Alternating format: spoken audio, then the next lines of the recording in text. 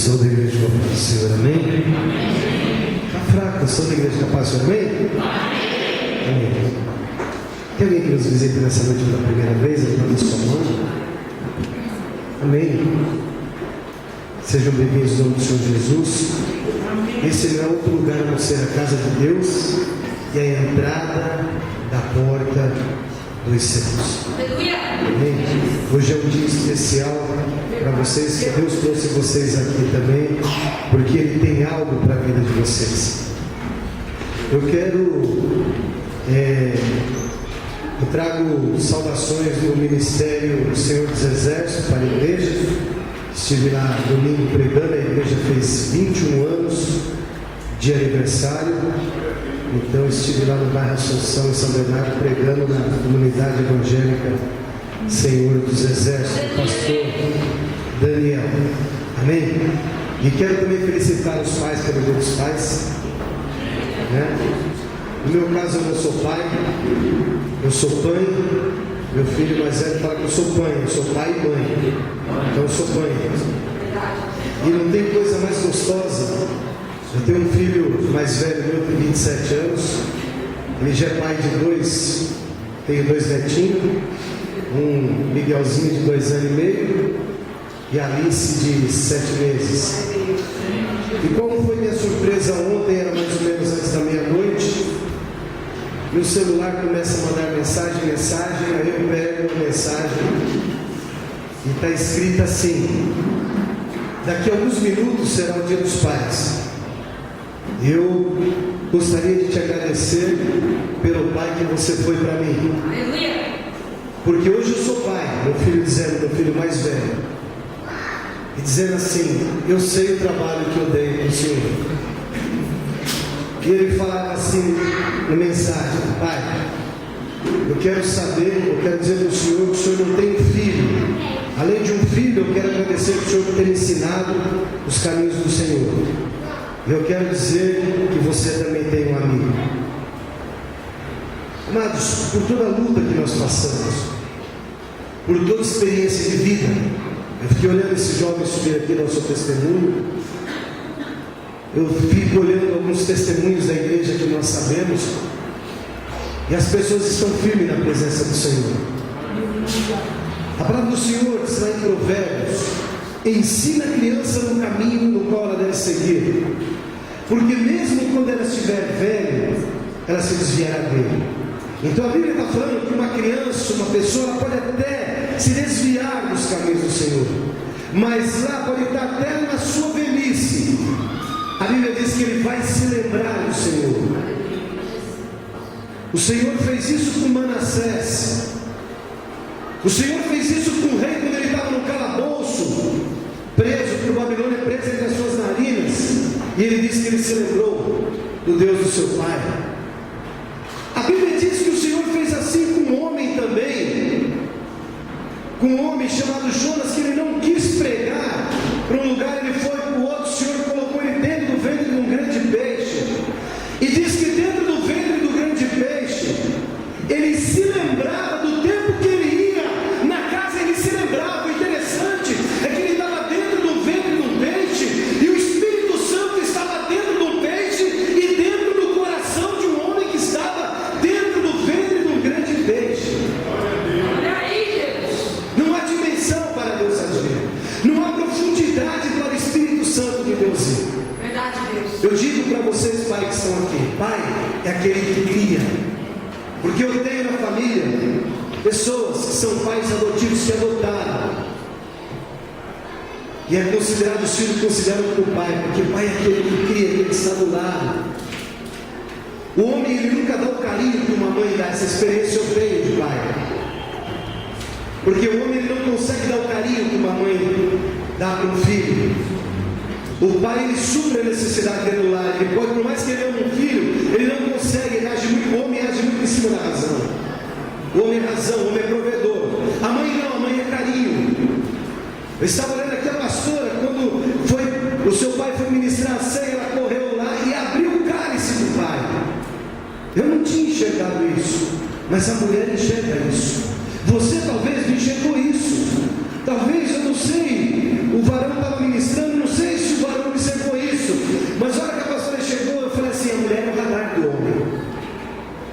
vê coisa que o homem não vê. A mulher vê coisa que o homem não vê. Eu fiquei olhando simples gesto. Nós estávamos tomando, ela saiu dali, foi lá e abriu o copo. Abriu o copo, teve a preocupação de abrir, porque ela viu coisas, às vezes nós não vimos. Homens, estou falando para vocês, nós homens. A mulher, ela vê coisa que o homem não vê às vezes. É por isso que o Senhor, quando olhou para o homem no jardim do Éden, ele disse assim: não é bom que o homem esteja só. Falei uma adjuntora, ele esteja solado. O Senhor foi o primeiro a ver que a solidão não era bom no homem. Amém? Mas hoje nós não vamos falar sobre Jó, não vamos falar sobre algumas situações aqui. Eu quero trazer algo para vocês aqui nessa noite, a respeito de uma palavra que o Senhor colocou no meu coração. Quero que você coloque o seu mão do lado e espreme. A sua bênção está chegando. A sua bênção está chegando. Nós já estamos participando de uma campanha que diz que só comem uvas os vencedores. Só comem uvas os vencedores. E tem sido tremenda essa campanha. Mas o tema da mensagem é que a sua bênção está chegando. O que seu computador fala assim: confia, acredite, fala para ele, não desanime. Fala assim para ele: quer saber o segredo da tua vitória? Diz para ele: não murmure. Amém? Eu quero ler a respeito da vida do homem. Fica com as Bíblias apóstolas, porque nós vamos buscar alguns versículos bíblicos. Você já viu quando você fala assim: ai Deus, pelo amor de Deus, Pai, ai Senhor, me dê virtude, porque se eu der força eu mato. Senhor, eu tenho que ter uma paciência de Jó, porque se eu não tiver, nós já não usar esse jargão como frase. Muitos de nós já não dizemos essa frase: Senhor, me dê uma paciência, Senhor, eu tenho que ter uma paciência, se torna até jargão na nossa vida, às vezes dizemos isso. Me dá uma paciência de Jó, Senhor. Eu quero falar a respeito da vida deste homem chamado Jó. Muitos conhecem a respeito da vida dele na Bíblia. Nós vamos pegar algumas partes da Bíblia e tem um mistério no capítulo que nós vamos ler. E nós vamos saber algumas áreas da vida de Jó. Eu quero ser breve para você ver como que Deus age na vida do ser humano. Abra a tua Bíblia no livro de Jó, está lá no meio da Bíblia mais ou menos, está depois de 1 Reis, 2 Reis, Crônicas, Jeremias e Jó. Amém? Amém. Josué, Juízes, 1 Samuel, 2 Samuel, Ruth, 1 Crônicas, 2 Crônicas, Esdras, Esther e o livro de Jó. Jó, capítulo de número 42 e o versículo de número 10 apenas. Jó 42, 10. Paulista fala 10, mineiro fala 10. Sabia que os melhores repórteres brasileiros são mineiros? Eles falam português bem correto. Eu morei 7 anos em Minas. E quando cheguei em Minas, a primeira coisa que eu ia fazer foi tirar o barato do meu filho, porque eles falavam tudo errado. Nós falamos 10, não é 10, 3, não é 3, é 3, é 10, e é verdade. Amém? Jó 42, versículo de número 10. Amém? Feche teus olhos. Soberano e eterno, Deus de grande poder e grande glória, Espírito Santo de Deus, tu és bem-vindo ainda mais no nosso meio. Pai querido, eu coloco cada alma que aqui adentrou nas tuas mãos, Senhor, de uma maneira específica, Pai, que eles não venham sair da mesma maneira que entrou, mas da forma que o Senhor, meu Pai, assim, puder falar no coração deles, transformando, edificando, meu Pai, e que eles saiam daqui transformados pelo poder da tua palavra, Senhor. Não permita, meu Pai, que cada alma que aqui entrou saia da mesma forma, mas que saia edificado, solidificado pelo poder da tua palavra, em nome do Senhor Jesus. Amém? Jó capítulo 42, versículo 10 diz assim: e o Senhor virou o cativeiro de Jó quando orava pelos seus amigos. Repita comigo: e o Senhor, bem alto para o derrotado ouvir, e o Senhor virou o cativeiro de Jó quando orava pelos seus amigos. E o Senhor acrescentou a Jó outro tanto em dobro a tudo. Fala para o seu irmão: é tudo. Quanto dantes possuía. Mas o mistério dessa palavra está aqui, ó. E o Senhor virou o cativeiro de Jó quando orava. O mistério dessa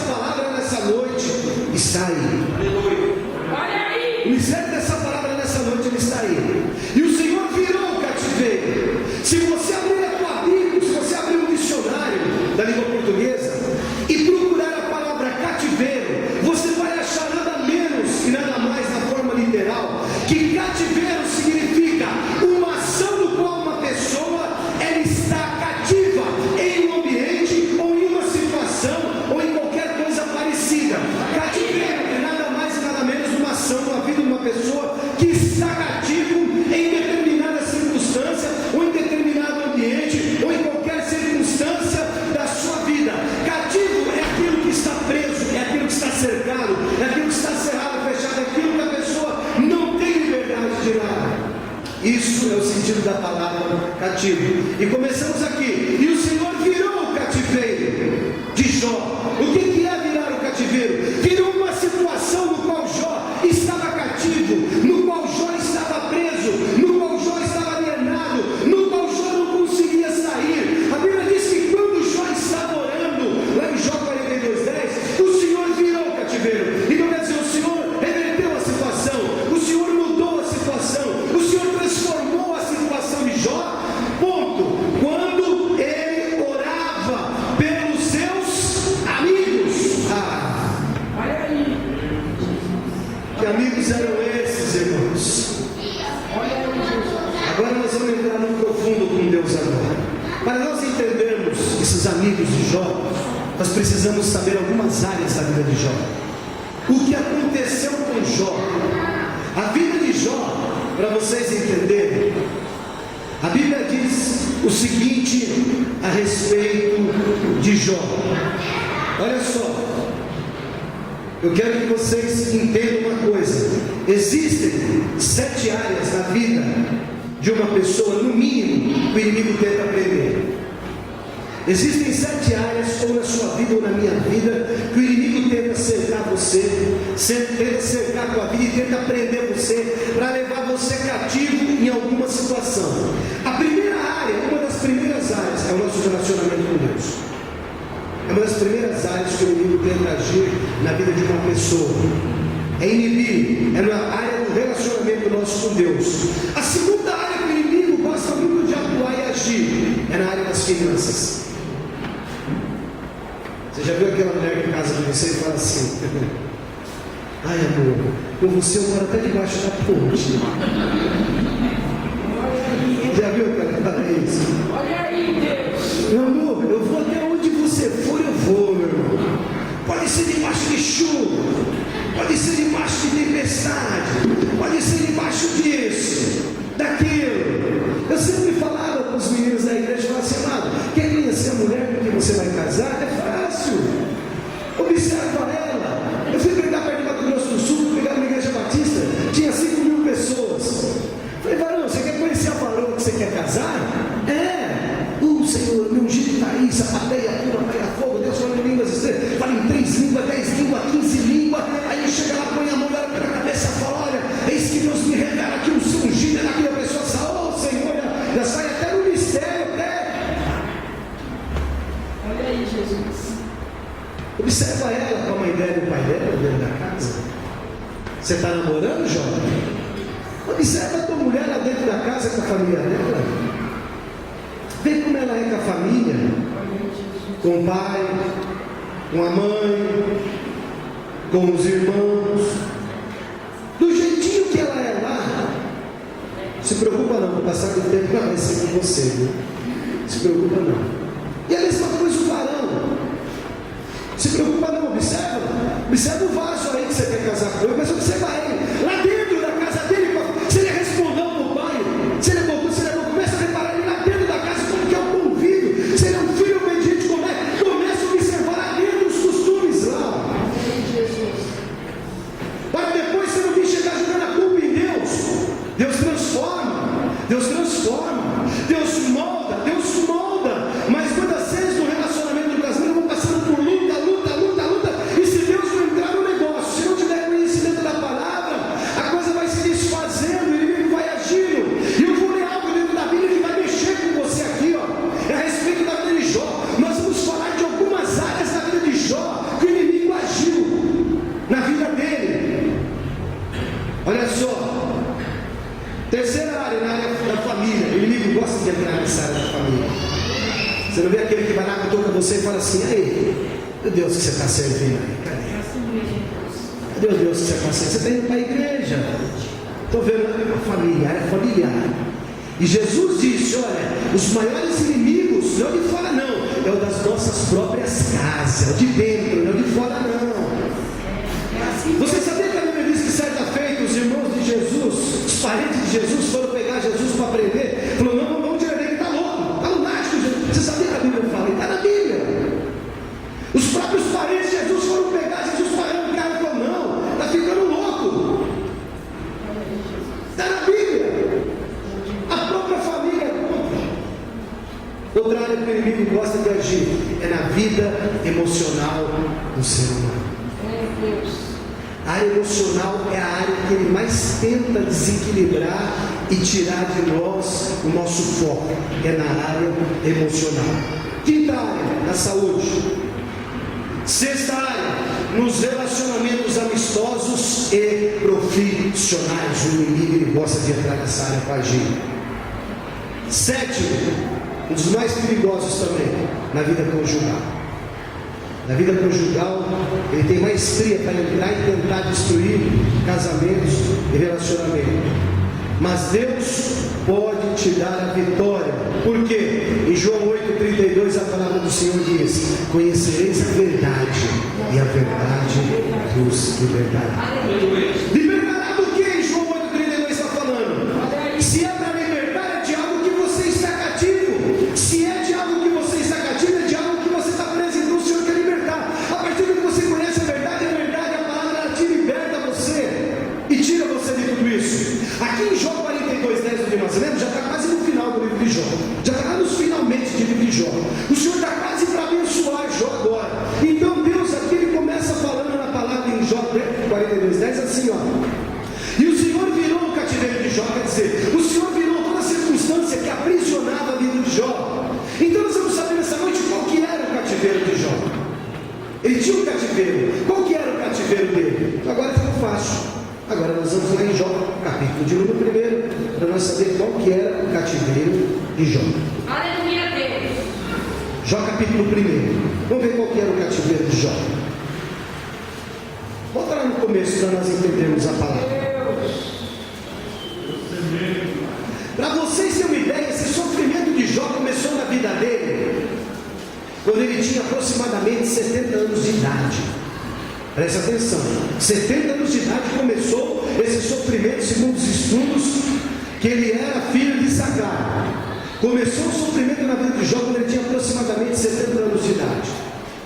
Olha só, havia um homem na terra junto ao Deus, Jó, e este homem era sincero, reto, temente a Deus e se desviava do mal. Ponto. Olha aqui, você é reto, você é sincero, você é temente a Deus? Você acha que isso já qualifica nós para a condição de cristão? Isso são atributos que nós temos que realmente buscar e ter diante do Senhor. Mas não é essa a questão. A questão diz que Jó ele era um homem assim, sincero, reto e temente a Deus, e ele se desviava do mal. O mal estava aqui, ele saía por ali, se desviava. Opa, o mal veio por aqui, ele saía por ali. Opa, ali é mal, ele se desviava. Ele era um homem temente a Deus, reto, sincero, íntegro, e era um homem que se desviava do mal. Olha só, olha o que esse homem tinha. Nós vamos entrar em algumas áreas de Jó. A família de Jó. E nasceram-lhe 7 filhos e 3 filhas. 7 filhos e 3 filhas. Olha como esse homem era rico. E era o seu gado 7.000 ovelhas, 3.000 camelos, 500 jutas de bois, 500 jumentas. Era também muitíssimo a gente ao seu serviço. Ele tinha muitos servos que trabalhavam para ele. Era um homem rico.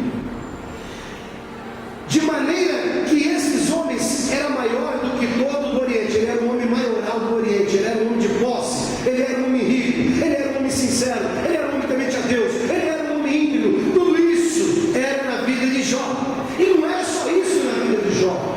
Apesar de ele ser um homem riquíssimo, ele não era um homem orgulhoso.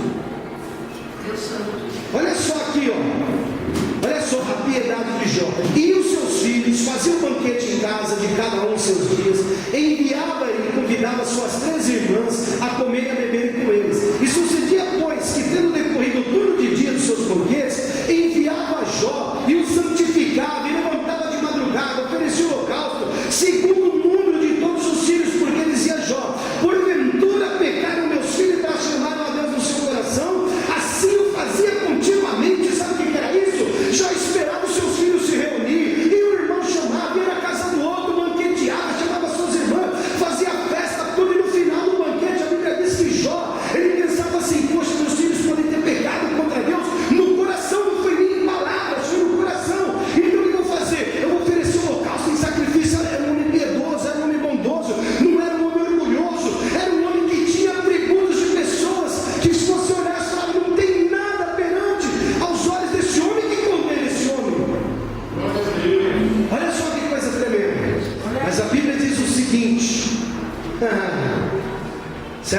estava o Senhor conferenciando com os teus anjos, aqui mais um pouquinho à frente. Dentre eles veio Satanás. O Senhor perguntou para Satanás: de onde tu vens? Satanás disse: de rodear a terra e passear por ela. O Senhor disse: observaste meu servo Jó na terra? Não me entender reto que se desvia do mal? Satanás falou para Deus: será que não é porque o Senhor o serve, o pobre de bem, que ele te serve? Servirá Jó de balde, quer dizer, de verdade ao Senhor?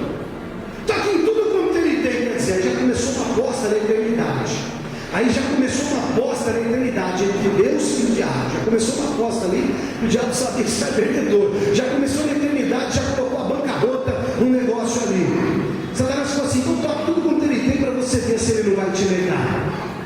É porque você cobra ele de bem, é porque você enche ele de riqueza. Olha o inimigo cutucando.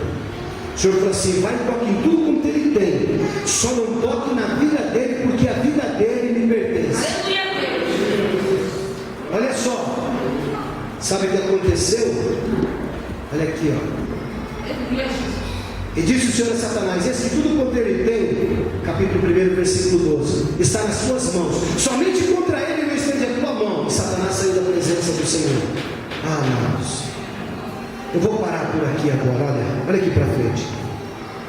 Eu vou citar área por área da vida de Jó que o inimigo entrou. Área por área na vida de Jó, o inimigo entrou. Você quer ver uma coisa? A primeira área que ele entrou na vida de Jó está em Jó capítulo 1, versículo 13 ao 17.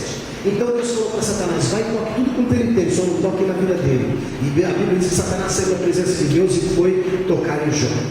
Olha só, olha a primeira área que o inimigo agiu na vida de Jó, está no versículo 13. E sucedeu um dia em que seus filhos e suas filhas comiam e bebiam vinho na casa de seu irmão primogênito. Quer dizer, os filhos de Jó estavam todos reunidos, as filhas, tudo na casa do irmão mais velho, primogênito, era o primeiro, na casa do mais velho. Olha só, que veio um mensageiro a Jó e lhe disse: os bois ladravam, as jumentas passeiam junto a eles, e eis que deram sobre eles os sabeus, e os tomaram, e aos moços feriram ao fio de espada, somente eu escapei para trazer as novas. Estando ele ainda falando, veio outro e disse: fogo do céu caiu do céu e queimou as ovelhas, e os moços consumiram, só eu escapei para te trazer. Estando ele ainda falando, veio outro e disse: ordenando os caldeus 3 bandos, deram sobre os camelos, e o tomaram, só eu escapava. A primeira área que o inimigo agiu na vida de Jó foi na área financeira. Ele era um homem muito rico.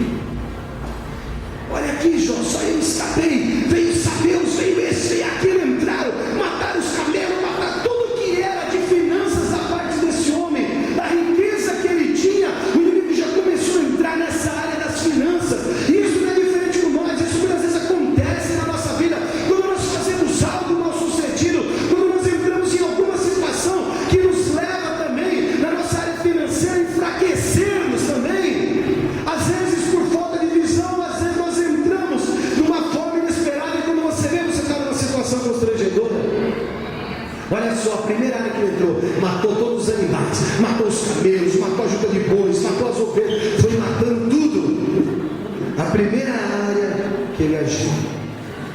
A segunda área que ele atingiu a vida de Jó está no capítulo 1, versículo 18. Olha só aqui, ó. Estando ainda este moço falando, veio outro e lhe disse: estando teus filhos e tuas filhas comendo e bebendo vinho em casa do seu irmão primogênito, eis que um grande vento sobreveio além do deserto, e deu nos 4 cantos da casa, a qual sobrecaiu os mancebos e morreram, e só eu escapei para trazer as boas novas.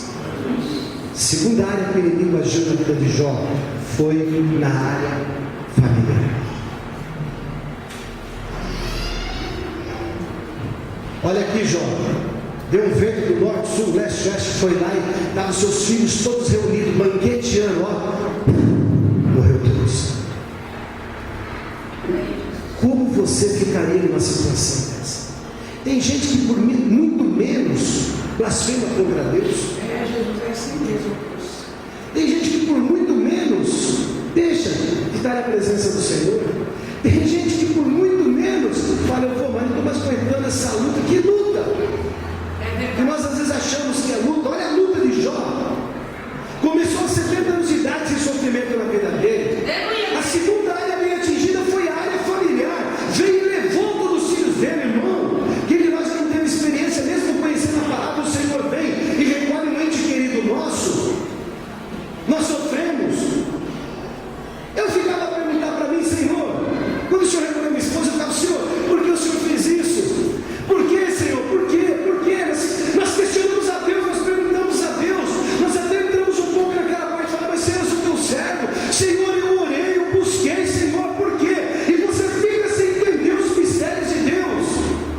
mas é porque o Senhor tem ciúme das nossas almas. Verdade, Jesus. Glória a Deus que morre e descansa no Senhor, o Senhor recolhe no Senhor.